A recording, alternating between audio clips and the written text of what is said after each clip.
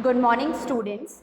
Welcome you all. So, today we are going to start the second chapter of our book, Beehive, which is the sound of music. So, this particular chapter is divided into two parts. And the first part is Evelyn Glennie, listen to sounds without hearing it. And the second part is the Shehnai of Bismillah Khan. So today we'll start the first part, that is Evelyn Glennie, listen to sounds without hearing it. Alright, so Evelyn Glennie is a multi musician, or you can say percussionist, a multi percussionist, and the title itself very interesting. In this title, we can see Evelyn Glennie listen to sounds without hearing it. Means Evelyn Glennie is a girl and she listens to sound without hearing it. So now we all are wonder, or we are very curious to know how can she listen a sound when you can't hear it, and how you can listen a sound when you can't hear it. So in this part we will discover how Evelyn Glennie was able to listen to sound although she couldn't hear. All right.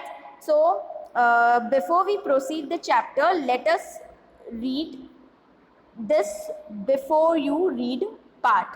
Alright, so the chapter is Sound of Music, part 1. Evelyn Glennie listened to sounds without hearing it. Okay, let's start. God may have taken her hearing, but He has given her back something extraordinary. Okay, what we hear, she feels far more deeply than any of us. That is why she expressed music so beautifully. So in this paragraph, someone has commented these things about Evelyn, and he says that God took away her hearing power, but He gave her extraordinary thing. Like that was the sense of feeling. She could feel deeply for more than the normal person. All right see कई बार कहते हैं ना कि अगर भगवान हमसे कोई एक चीज़ छीन लेता है, या कोई पर्सन डिसेबल हो किसी भी थिंग में, राइट कोई ब्लाइंड होता है या इसमें हियरिंग प्रॉब्लम होती है, जैसे एवलिन की है, राइट डेफ है ये, तो उसको एक एक्स्ट्राऑर्डिनरी पावर दी जाती है गॉड की तरफ से, राइट, और जिससे वो अपनी जो लाइफ है वो सर्वाइव कर सके easily. Okay, that is why she express music so beautifully. तो that is the main reason कि वो जो म्यूज़िक एक्सप्रेस करती थी वो बहुत अच्छे से करती थी विदाउट हियरिंग इट, मतलब बिना सुने वो म्यूज़िक को बहुत अच्छे से एक्सप्रेस कर पाती थी. How we will see letter. Okay, now read the following. And here the Evelyn Glennie and the well-known multi-percussionist. All right. So next line is, read the following account of a person who fought against a physical disability and made her life a success story. So from here we come to know the theme of the story or message that we get from the story. So basically this line is a person who fought against a physical disability. Means a person, who is the person here? Evelyn Glennie, and she fought against a physical disability, like she has some hearing problem and made her life a success story. और उसने अपनी story को क्या बताया? एक success story, मतलब उसने अपनी लाइफ को बहुत सक्सेसफुल बनाया. So basically it is the motivational story, and it's inspire us to overcome over physical disabilities and achieve our dreams and goals just like Evelyn did.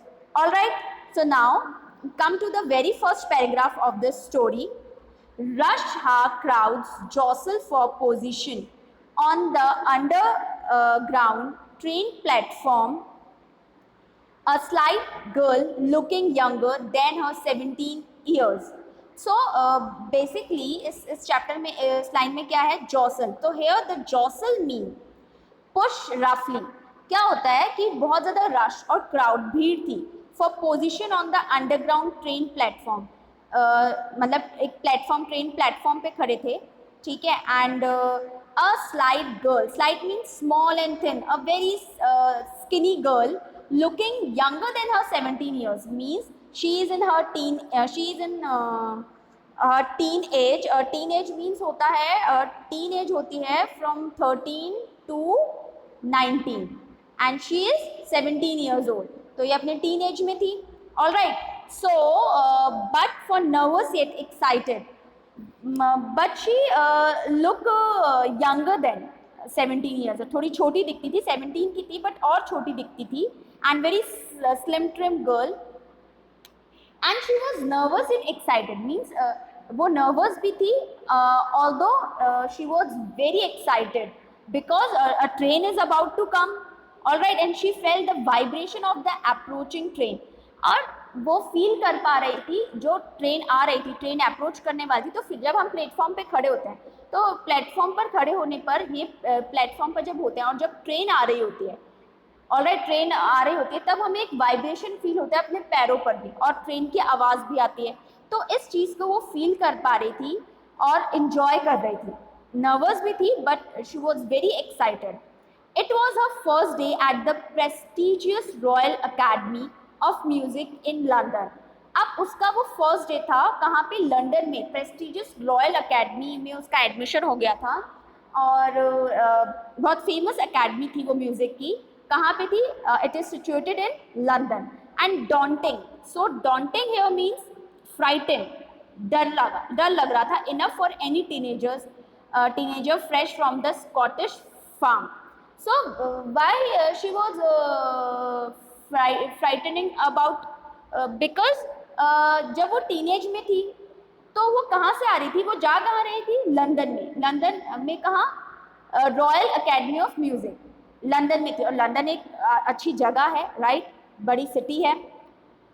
और स्कॉटिश फार्म, स्कॉट में एक farm है, वहाँ से. तो एक छोटी जगह से जब बड़ी जगह पे आप कभी जाते हो तो आप थोड़े से नर्वस हो ही जाते हो, और वो टीन एज में थी तो ऑब्वियस था उसका नर्वस होना.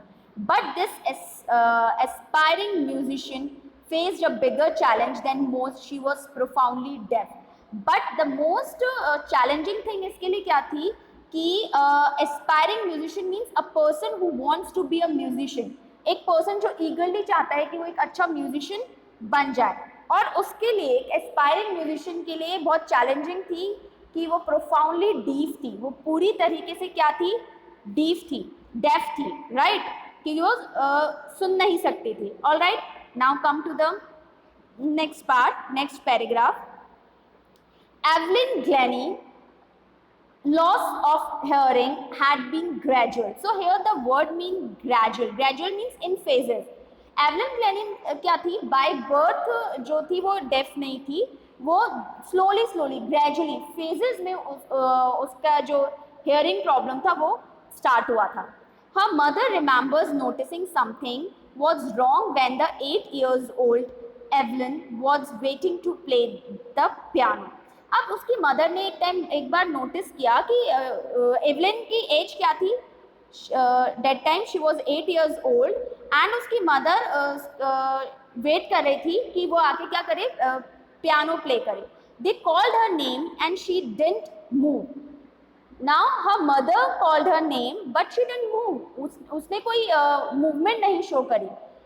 That is the movement कि उसकी mother को realize हुआ कि something wrong with her. Okay, I suddenly realized she hadn't heard, says Isabel Glennie. So here Isabel Glennie, Evelyn mother, her name is Isabel. Okay. तो Isabel ने वहाँ पे realise किया कि इसे कुछ हेयरिंग प्रॉब्लम है. Says for quite a while Evelyn manage to conceal her growing deafness from friends and teacher.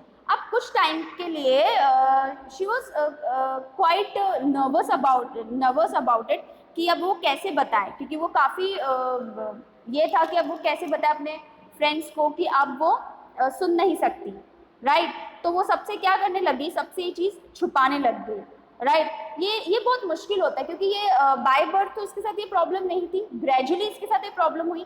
तो एज सुन as she got to new this that she is profoundly deaf and she needs hearing aids and she should be sent to a school of deaf.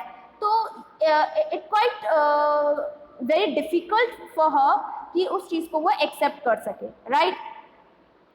But by the time she was 11, जब वो 11 की, her marks and had deteriorated. So here the word deteriorated means worst, reduce होने लग गए, उसके marks क्या होने लग गए, रिड्यूस होने लग गए. And her headmaster urged his parents to take her to a. अब here the urged means request. So उसके जो हेडमास्टर थे और जो प्रिंसिपल थे, he requested her parents to take her to a specialist. Specialist is a doctor जो किसी भी ह्यूमन बॉडी के पार्ट में स्पेशलाइजेशन किया हुआ हो, तो एक स्पेशलिस्ट के पास उसको ले जाया जाए. ये किसने सजेस्ट किया? her headmaster, means Evelyn headmaster. It was then discovered that her hearing was severely impaired. Impaired means weakened.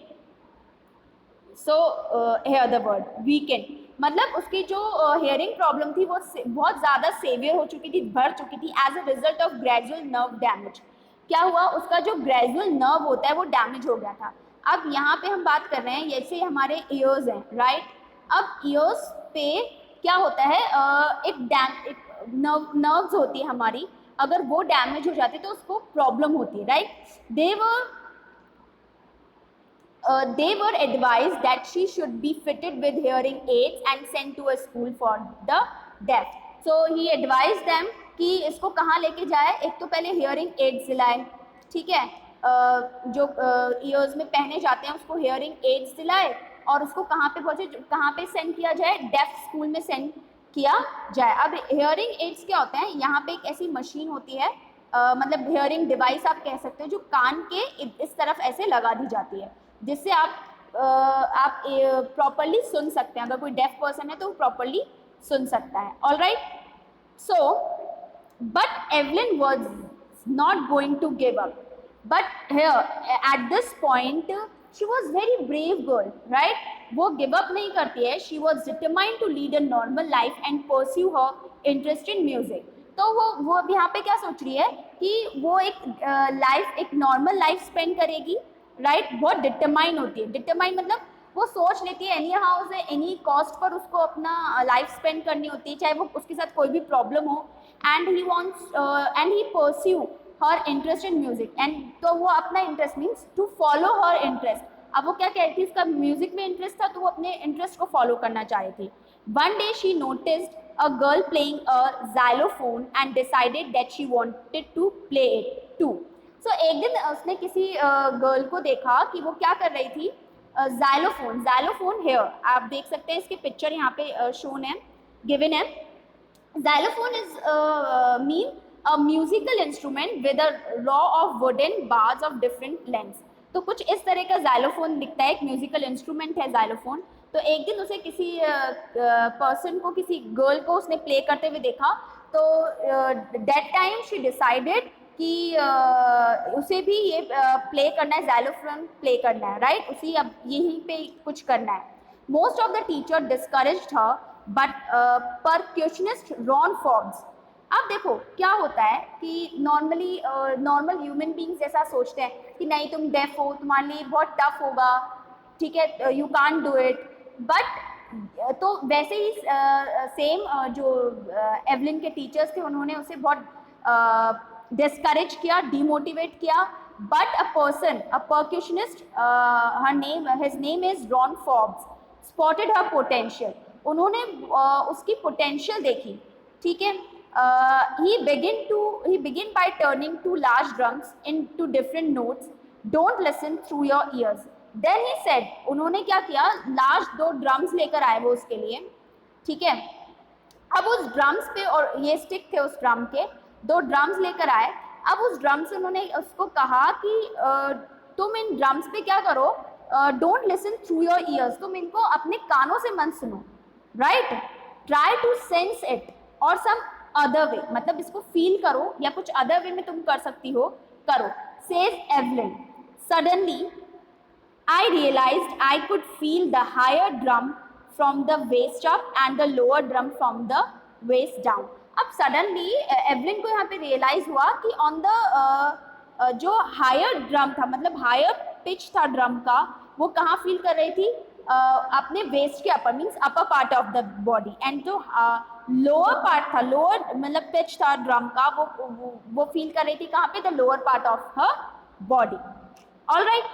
Forbes repeated the exercise, and soon Evelyn discovered that she could sense certain notes in different parts of her body. So slowly ये exercise जो थे Forbes क्या कर रहा था, daily basis पे वो करवाने लगा. तो gradually she learned a lot of things, और वो different parts of the body से वो चीज़ें सीखने लग गई. Right. Then I had learned to open my mind and body to sounds and vibration. तो वो उस साउंड को सुनने के लिए उसने अपना माइंड और बॉडी पूरा ओपन कर रखा था, और वो फील कर रही थी, सेंस कर रही थी. और ये बहुत अच्छी चीज़ थी. The rest was sure determine and hard work. Basically all work किसका था? डिटर्मिनेशन का और हार्ड वर्क का. All right. Next, she never looked back from that point onwards. अब उसके बाद से वो कभी भी पीछे नहीं देखा. She turned the United Kingdom with a youth orchestra, and by the time she was 16, अब उसे बहुत सारी अपॉर्चुनिटीज़ मिली. राइट. वो यूके भी गई, और किसके साथ? यूथ ऑर्केस्ट्रा के साथ वो यूके जाती है. Orchestra, a group of musician. Okay, so उसे ऑर्केस्ट्रा कहा जाता है, a group of musician. By the time she was 16, and that time उसकी एज क्या थी? 16 years old. She had decided to make music her life.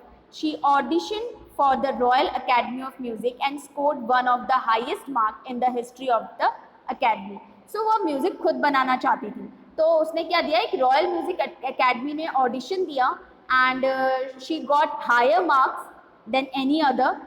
और ये क्या थी? हिस्ट्री थी उस अकेडमी की. She gradually moved from the orchestra work to solo performance. So अब यहाँ पे उसने ऑर्केस्ट्रा वर्क से सोलो परफॉर्मेंस, ऑर्केस्ट्रा मतलब ग्रुप परफॉर्मेंस से वो अब कन्वर्ट हो गई. She become she give try to give a solo performance. At the end of her 3 years कोर्स, उसका कोर्स कितने ईयर्स का था? 3 years का. She had captured more of the top awards, और उस टाइम तक उसने बहुत सारे अवार्ड्स जीत लिए थे. तो ये क्या था कि that is something she wanted to do. All right. तो ये वो करना चाहती थी कि कैसे वो इम्प्रूव करे अपनी लाइफ में, और वो और क्या क्या कर सकती है. And for all this Evelyn won't accept any hint of heroic achievement. So here the word heroic achievement means कि वो बहुत डाउन टू अर्थ थी. ऐसा नहीं था कि वो बहुत ज़्यादा खुश होने लग गई, हैप्पी होने लग गई, या प्राउड फील करने लग गई कि हाँ अब मैंने ये अचीव कर लिया. No, she was very down to earth. If you work hard and know where you are going, you will get there. See, यहाँ पे उसने वो बोल रही है कि अगर तुम्हें पता है कि तुम्हें वर्क हार्ड करना है, ठीक है, और तुम अगर वर्क हार्ड करते हो तो तुम्हें कहाँ जाना है और तुम क्या पाओगे, तुम ईजिली कर सकते हो. Means if you know what is your goal, what's your goal is, right, तो you can achieve anything and every time, right, and soon maybe. And she got right to top the world's most sought after multi percussionist with a mastery of some 1000 instruments. अब वो multi percussionist बन चुकी थी. उसने 1000 of instrument में अपनी mastery कर ली थी इन हैप्टिक इंटरनेशनल स्केड्यूल्स. और वो उसकी हैप्टिक लाइफ हो गई थी. इंटरनेशनल स्केड्यूल्स वो अब लेने लग गई थी, मतलब उसके कॉन्सर्ट वगैरह वहाँ पे होने लग गए थे. तो बेसिकली इन दिस चैप्टर ये हमारे पार्ट 1 का भी पार्ट 1 है. All right. Means Evelyn Glenny का जो पार्ट 1 है ये उसका भी पार्ट 1 है. तो इसमें हमने basically what she learn about this कि you should always work upon those skill and try to polish them. Means जो भी आपके स्किल्स है उसको पॉलिश करते रहो, and definitely you will able to receive everything you want to. All right. So, and one more thing, never give up in your life. You have a lot of potential. Just आपको पता होना चाहिए, ठीक है. और अगर आपको पता है, and if you know, then you do whatever you want to do in your life. That's it. But never give up. All right. So we will continue in our next video, the part 2. Okay. Till then, please stay safe, and I hope you are learning well and hope you are understanding well. All right. So thank you.